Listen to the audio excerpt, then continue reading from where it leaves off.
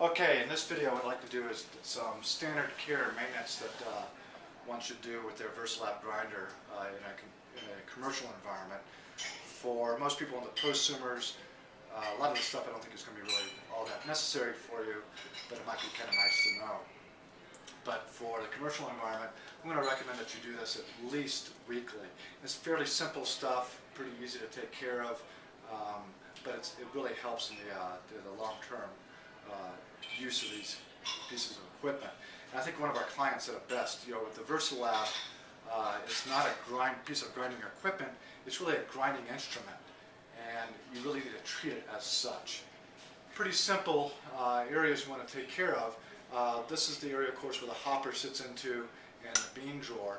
And over time, as you'll get coffee oils building up on this area that you will want to take care of. You saw the pen that I take off to remove on the back here. You want to be careful not to lose that. And the other thing, I like to take the belt off. It's easy to take the belt off from the very front of the grinder.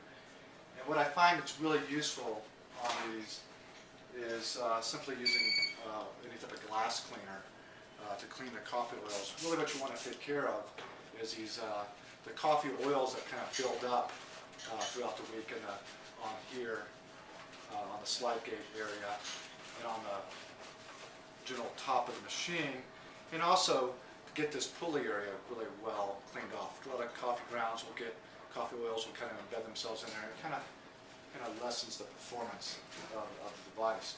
But what's critical about this is that, as you'll notice, I am putting the glass cleaner onto the towel rather than spraying it directly on the device itself.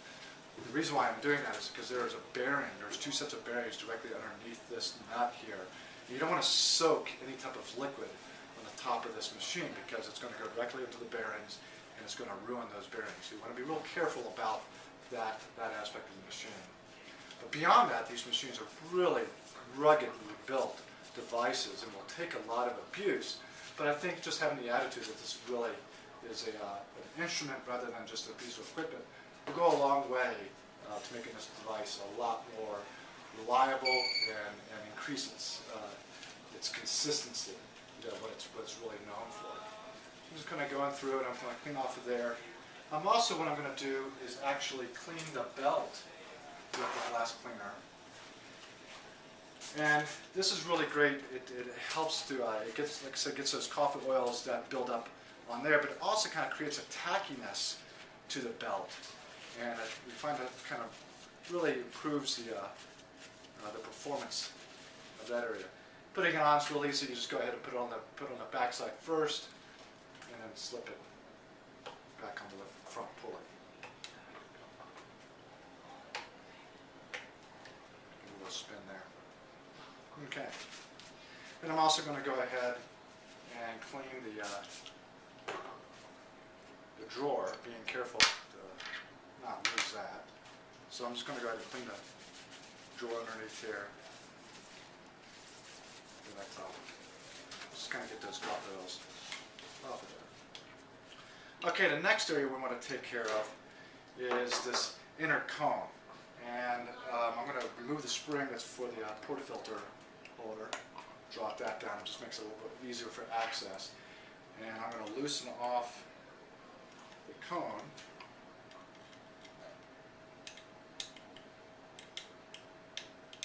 I was pretty certain I grabbed the right, oh yes, I thought I grabbed the right Allen wrench. Difficultly getting in there. Okay, you just have to do is kind of loosen these down a little bit. The two spacers will slide out of the way, and just kind of gently bring that cone down. Now, what you want to be really careful of is that moving wiper assembly, and you want to make sure that you're not bending that in any manner. What I like to do is with these cones is you're going to have some coffee ground built up inside of there.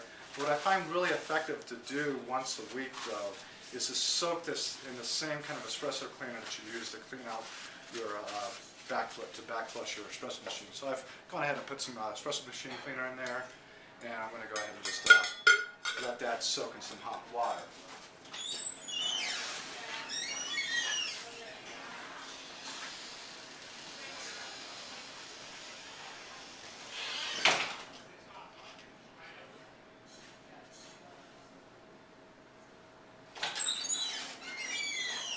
Okay, so I'm going to let that soak in there, let that eat away at the oils real well. And then I'm going to be very gentle in my cleaning of this area itself. I'm going to clean out the oils inside of the coffee grounds in here. You just kind of spin this around. Be real careful in how you're using the brush. You don't want to bend that moving wiper at all.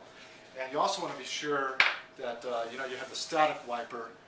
And I want to try to see if I can't get a better look at that. I'm going to grab the camera here and see if we can't. I don't know if you can see that in there, but there is right there is the static wiper. You want to be really careful around the static wiper and make sure that you want to clean that area out of the coffee grounds, but you don't want to bend that at all. And really, that's about it. Here's the moving wiper. You want to go ahead and put the comb back on. And then from there, it will be all taken care of. So if you do these things weekly, I think you'll greatly improve the performance of the grinder. And we'll take a real quick second here and put that comb back on and put the spring back on, and it'll be back in business. So if you do this on a weekly basis, I think you'll really get some good results out of this grinder. Okay, so here's the cone. It's been cleaned out now. Now, if you are a prosumer and using this grinder in your home, you're probably not going to want to do what we just did with by soaking this cone in the Purocaf or anything, because it will change. It will tarnish the color of your cone here. So if aesthetics are important to you, you're probably not going to want to do that. But from a consumer or from a commercial standpoint, it's really critical that we get a nice, really clean cone and get rid of those oils on the inside of here, because that's what gets everything kind of clumped up inside.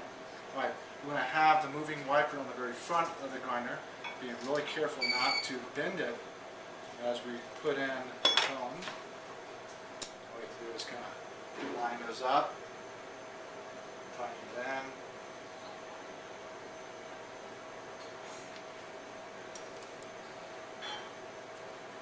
Tighten it down.